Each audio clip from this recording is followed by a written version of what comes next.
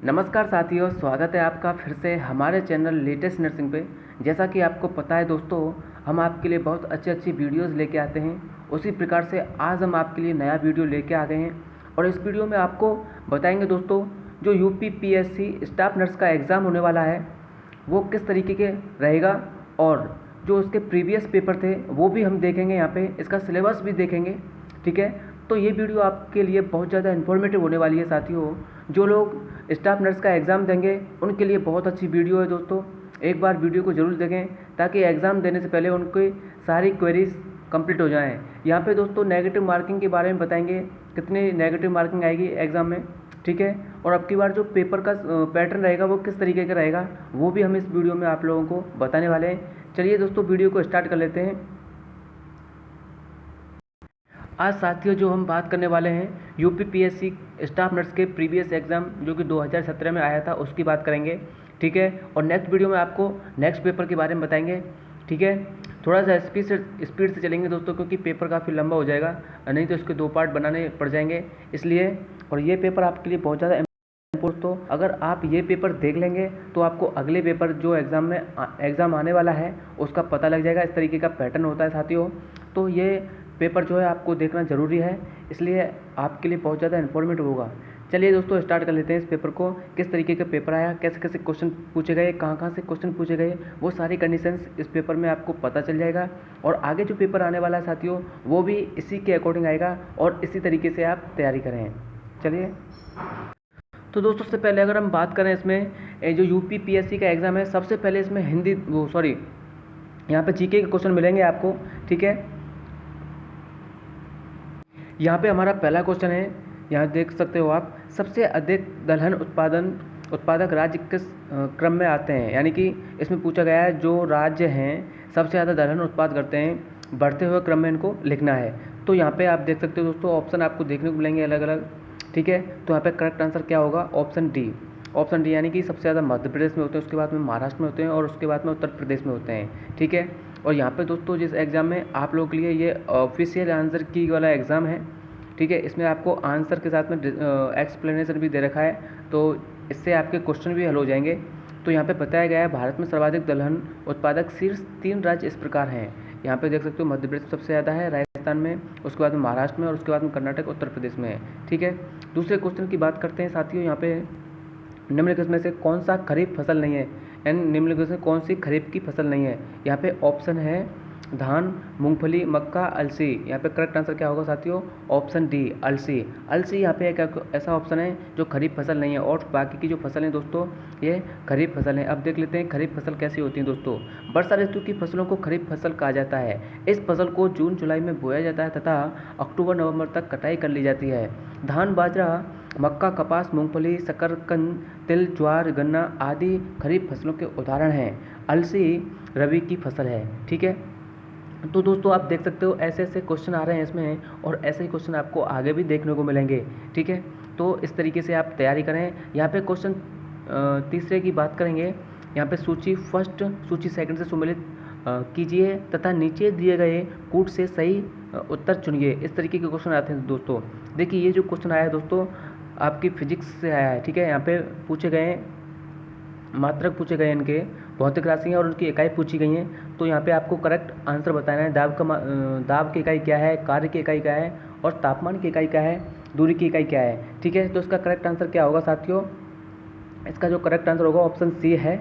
यहाँ पे देख सकते हो option C is the correct answer. यहाँ पे जो है बताया गया है दाब का जो इकाई है पास्कल है, कार्य का जूल है, तापमान का फ़ारेनहाइट है और दूरी का प्रकाश वर्ष है। साथियों आज के इस वीडियो में हम जो नर्सिंग के अलावा 50 क्वेश्चन जो आते हैं उनके बारे में डिस्कस करेंगे और नेक्स्ट जो वीडियो बनाएंगे उसमें स्टाफ नर्स के पेपर के बारे में बात करेंगे, यानी कि जो नर्सिंग से रिगार्डिंग जो क्वेश्चन आए थे उनके बारे में बात करेंगे। तो ये दोस्तों आप बहुत ज़्यादा इंपॉर्टेंट है और इसमें आप देख सकते हो कितने कितने क्वेश्चन पूछे गए हैं, ठीक है। तो काफ़ी अच्छा वीडियो है आप लोगों के लिए। और नेक्स्ट क्वेश्चन की बात करते हैं। यहाँ पे चौथा क्वेश्चन है, मानव शरीर में ग्लूकोज का अधिक होने पर वह निम्नलिखित से किस रूप में संग्रहित होता है। यानी कि जब ग्लूकोज बॉडी में ज़्यादा हो जाता है तो वो किस रूप में इकट्ठा होता है बॉडी में। तो यहाँ पे करेक्ट आंसर क्या है दोस्तों, ऑप्शन सी, ग्लाइकोजन के रूप में इकट्ठा होता है। काफ़ी बार एग्जाम में पूछा गया क्वेश्चन है। यहाँ पे एक्सप्लेनेशन की बात करें, मानव शरीर में ग्लूकोज का अधिक होने पर वह ग्लाइकोजन के रूप में संग्रहित हो जाता है। अग्न्याशय से निकलने वाला इंसुलिन हार्मोन ग्लूकोज के आधिक्य पर उसे ग्लाइकोजन में परिवर्तित कर देता है। क्वेश्चन नंबर 5 की बात करते हैं। किसी वृक्ष की पत्तियां गिरती हैं जब उसमें सांद्रता बढ़ती है। अगर किसी वृक्ष पेड़ की पत्तियां गिरती हैं तब उसमें किसकी सांद्रता बढ़ती है? यहाँ पे option C is the correct answer, ethylene की। यहाँ पे एथिलीन की जो मात्रा होती है, सांद्रता होती है, वो बढ़ती है। यहाँ पे एक्सप्लेनेशन के रूप में बात करें, एथिलीन गैसीय रूप में पौधों में पाया जाने वाला हार्मोन है। एथिलीन पौधों की पत्तियों को झंडे की क्रिया को नियंत्रित करता है। जब एथिलीन की सांद्रता अधिक हो जाती है तो वृक्षों की पत्तियां गिरने लगती हैं। ठीक है दोस्तों, किस तरीके की ये आप देख सकते हो आंसर की है। इसमें आपको क्वेश्चन सॉल्व के साथ साथ कई सारे क्वेश्चनों का भी जवाब मिलेगा। तो ये पेपर आपके लिए बहुत अच्छा है। इससे पता भी चल रहा है कि आगे जो आने वाले पेपर होंगे वो किस तरीके के होंगे और हम किस तरीके से तैयारी कर सकते हैं। आपके कुछ दिन बचे हैं दोस्तों, जितना रिवीजन हो सकता है आपकी स्टडी का उतना रिवीजन कीजिए। आपके लिए best of luck.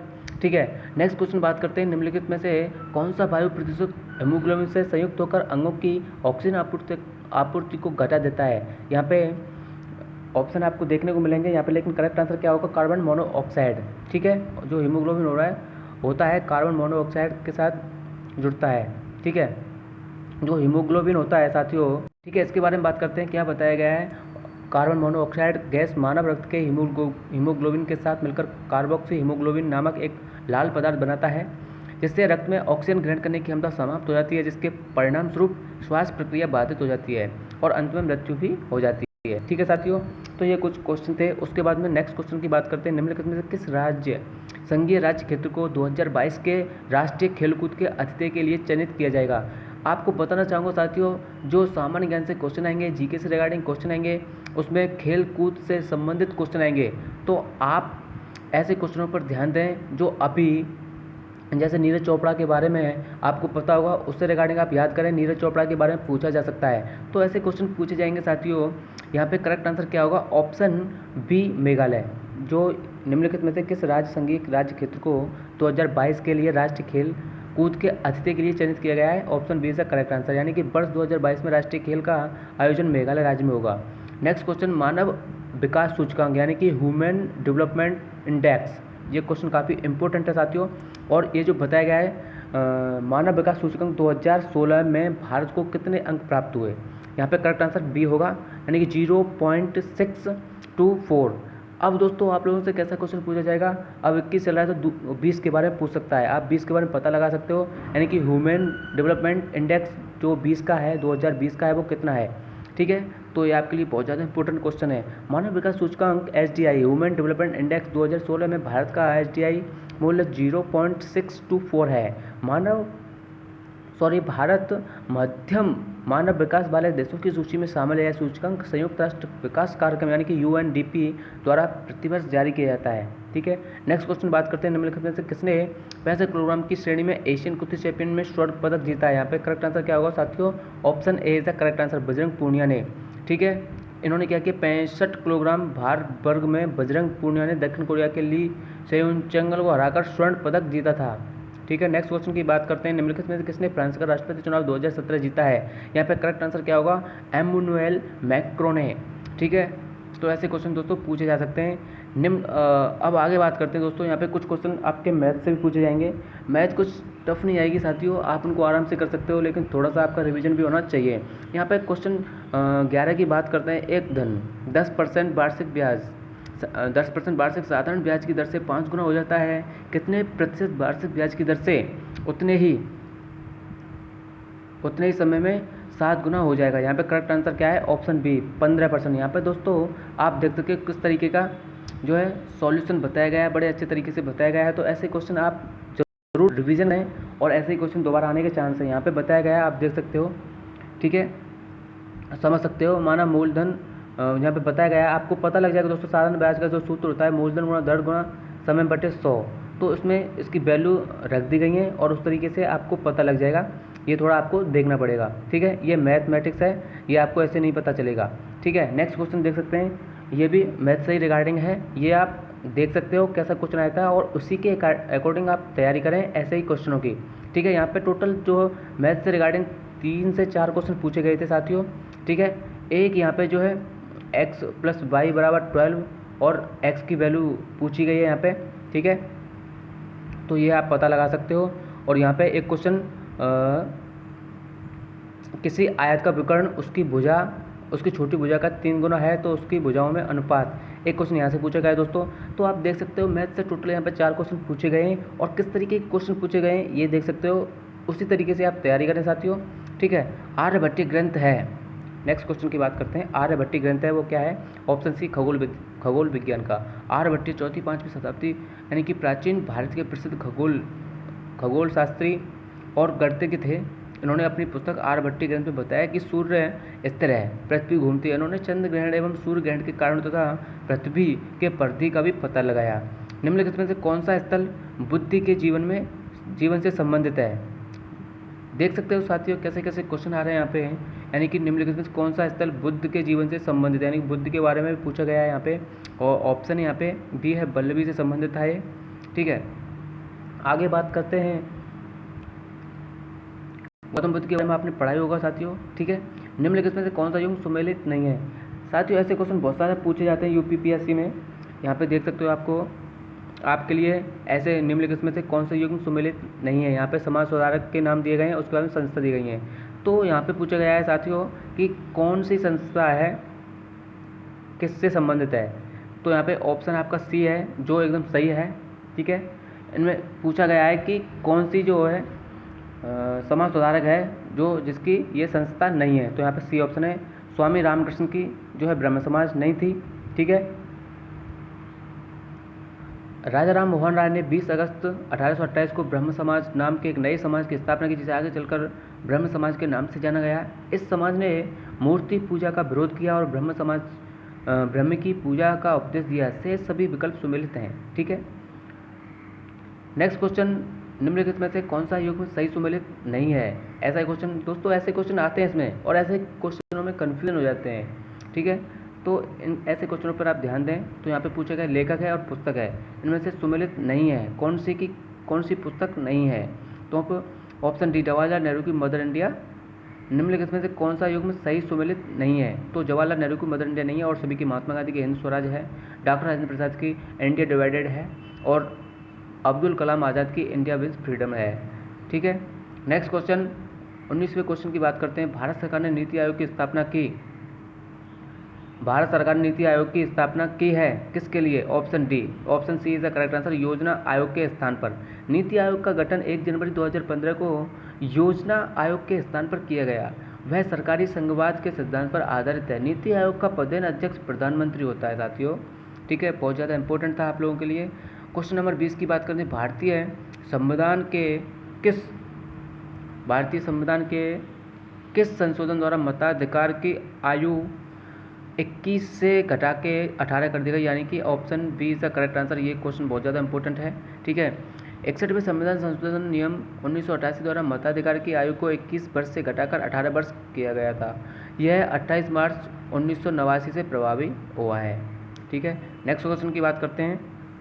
Next question क्या है आपका? भारत के राष्ट्रपति द्वारा राज्यसभा के लिए कितने सदस्यों को मनोनीत किया जाता है?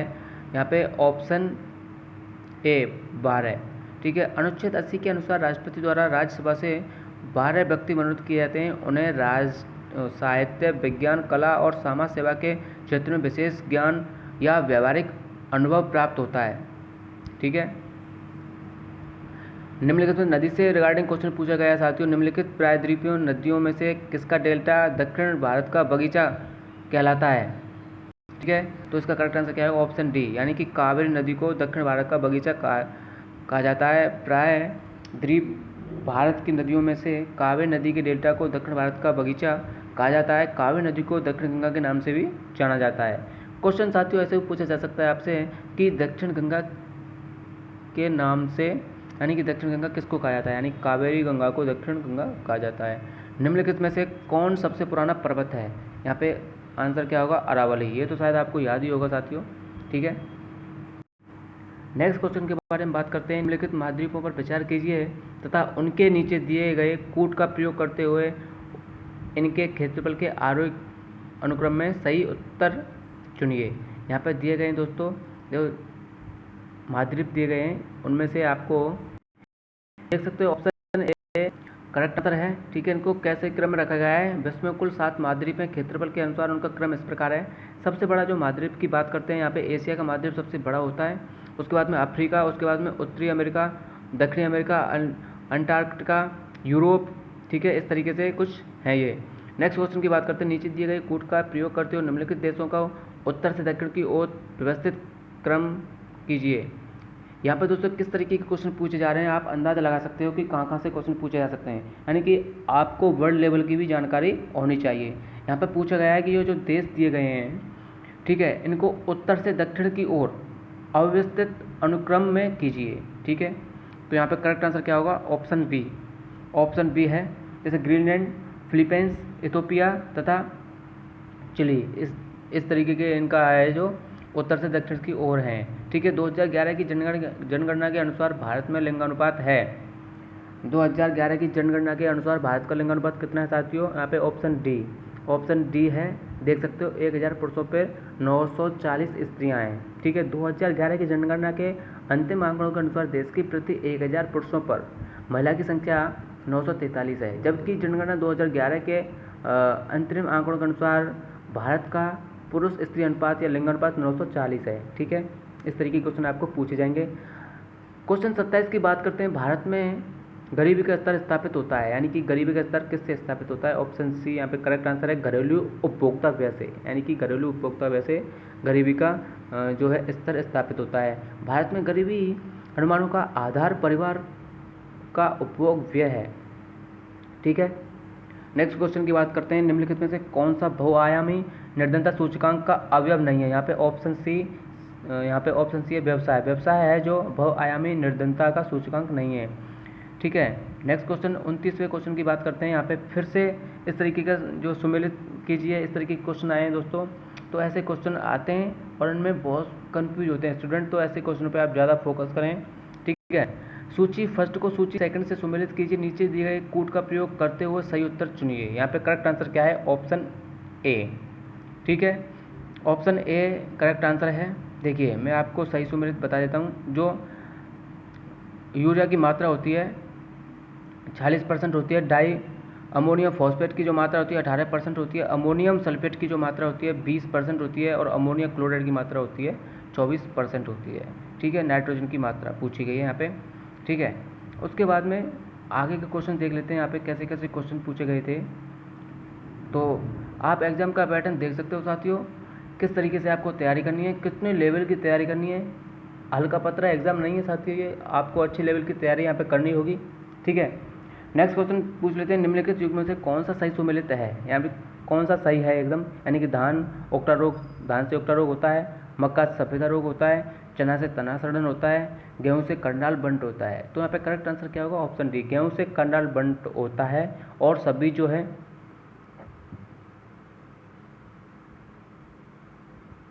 कंडाल बंट नामक रोग गेहूं से संबंधित है, यह कवक जनित रोग है, जबकि ओक्टा रोग, सफ़ेदा रोग, तना सड़न रोग क्रमशः चना, धान तथा मक्के के प्रमुख रोग हैं।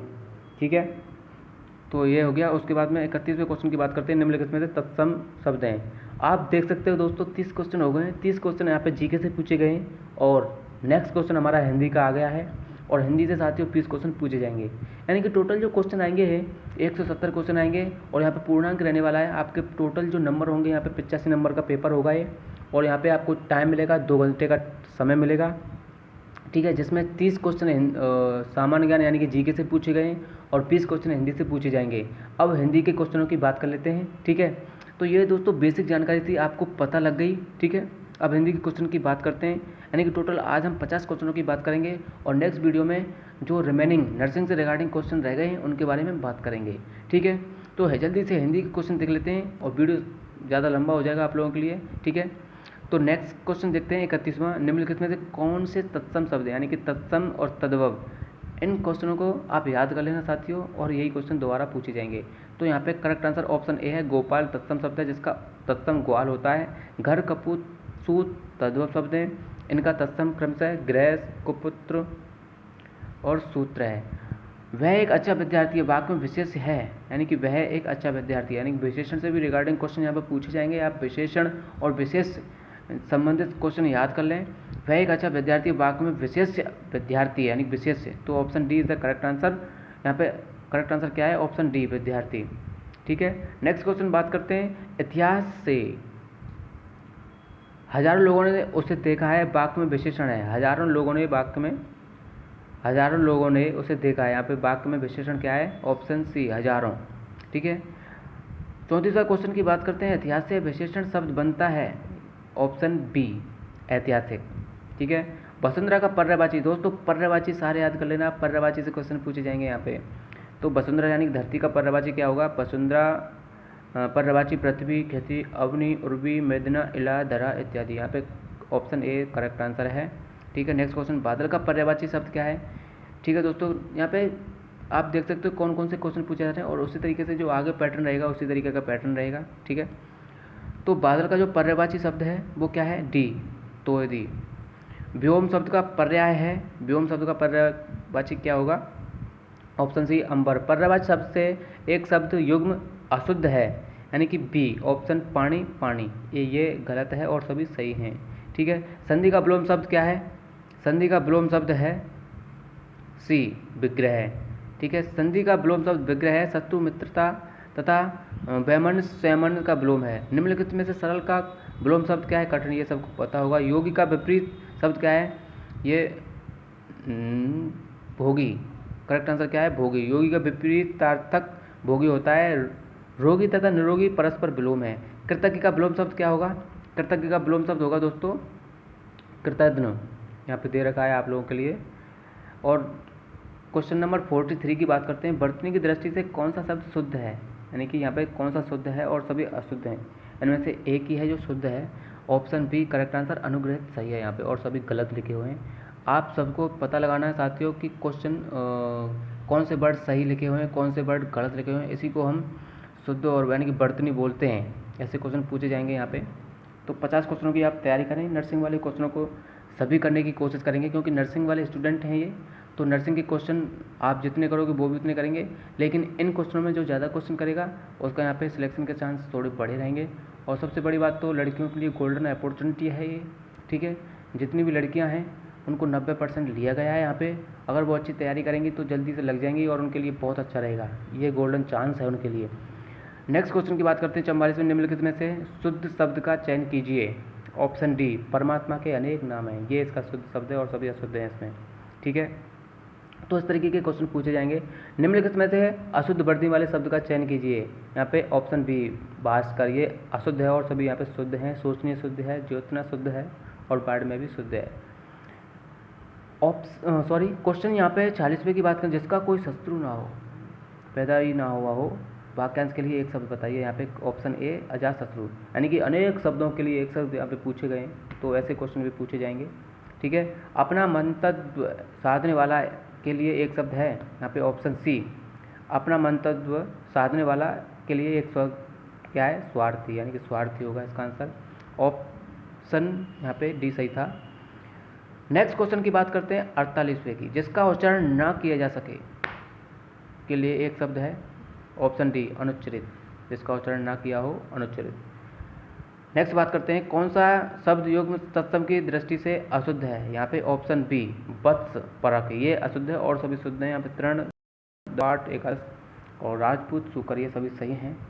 ठीक है, नेक्स्ट क्वेश्चन की बात करते हैं। सृष्टि का तद्भव शब्द है, सृष्टि का सौंठ होगा साथियों। ठीक है, तो यहाँ पे देख सकते हो दोस्तों 91 क्वेश्चन से यहाँ पे नर्सिंग से क्वेश्चन रिगार्डिंग स्टार्ट हो जाते हैं। तो यहाँ पे 30 क्वेश्चन जीके से रिगार्डिंग पूछे गए थे और 20 क्वेश्चन हिंदी से रिगार्डिंग पूछे गए थे। और किस तरीके के क्वेश्चन पूछे गए थे दोस्तों? बहुत ज़्यादा टफ क्वेश्चन थे, और ऐसे ही क्वेश्चन आपके आने वाले एग्जाम में भी आ सकते हैं। तो आपको पता लग गया होगा किस तरीके से आपको जो है पेपर करना है और कैसे क्वेश्चन आएंगे। ठीक है, तो ये वीडियो आपके लिए शायद इन्फॉर्मेटिव रही होगी, आपको अच्छी लगी होगी। अगर अच्छी लगी है तो साथियों वीडियो को लाइक कर दें और अपने दोस्तों के साथ में शेयर कर दें, ताकि उनको भी पता लगे कि आपका एग्ज़ाम किस तरीके का आने वाला है। और ऐसे ही लेटेस्ट अपडेट और लेटेस्ट इन्फॉर्मेशन पाने के लिए हमारे चैनल को सब्सक्राइब जरूर करें, क्योंकि हमारे चैनल के द्वारा सबसे पहले किसी भी वैकेंसी से रिगार्डिंग, किसी भी इन्फॉर्मेशन से रिगार्डिंग सबसे पहले वीडियो अपलोड की जाती है और नोटिफिकेशन आपके पास पहुँचा दिया जाता है। ठीक है फ्रेंड्स, नेक्स्ट लेके आता हूँ आपके लिए रिमेनिंग एग्ज़ाम का वीडियो। तब तक स्वस्थ रहें, मस्त रहें। धन्यवाद साथियों।